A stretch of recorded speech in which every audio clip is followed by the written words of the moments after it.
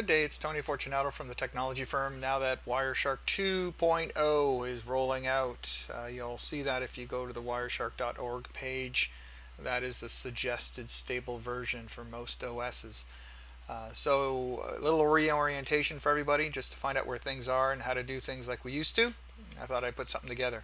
So this is the welcome screen. This is the first screen you see when you start Wireshark. It looks totally different than the old one.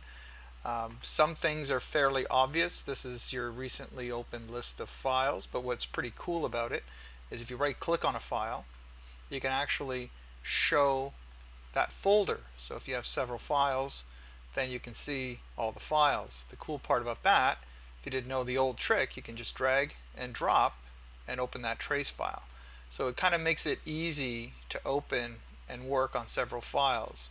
The focus stays on the Windows Explorer or the file manager that you're using, and basically you can see in the background the files that have opened up.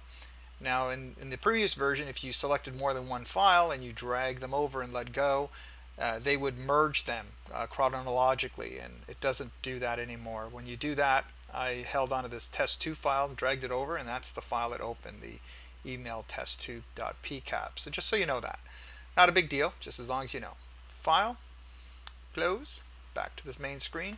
You can see there's your interfaces and their activity. It gives you a half decent idea of which interface you want to work with.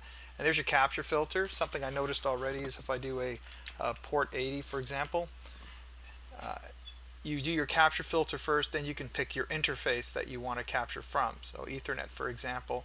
If you right click on it, it doesn't do anything, right? There's no other options, stuff like that.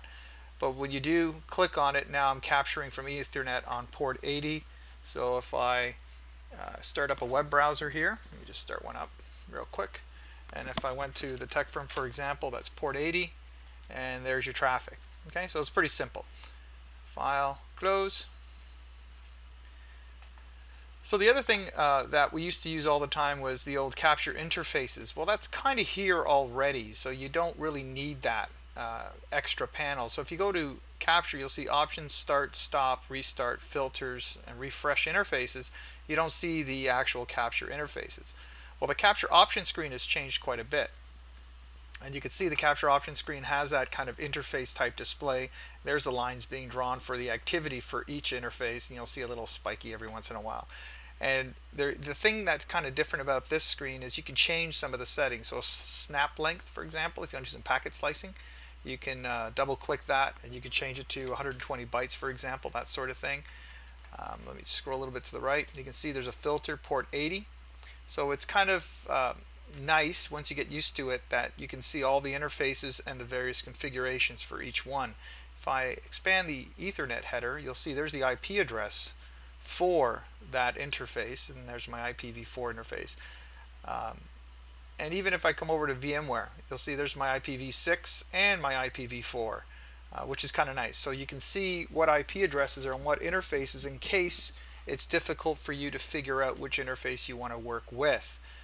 The manage interface, you click on that, it basically says here's all the local interfaces that I'm showing right now. So if there's some that you're never going to use, you can just hide them, kind of like the hidden feature we had before. And you can even put some comments in here and say don't need this, that sort of thing. Okay. The last thing on the screen real quick is the output and the options, and this is usually used to be all over the capture options screen. Now they have their own tabs. So the output, you can actually have a file name for here, so it automatically saves to a file, and it has that ring buffer feature that everybody tends to use. So after so many kilobytes or so many seconds, create another file, and that's those controls here, and then use a ring buffer with so many files. The last thing under the options is just a stop trigger. Just start a capture and stop it after so many packets or files or seconds, that sort of thing. And the name resolution is now over here. So there you go, folks. Just a few minutes of reorientation, and you should be good to go with Wireshark version 2. Hope that helped. Have a good day. Bye for now.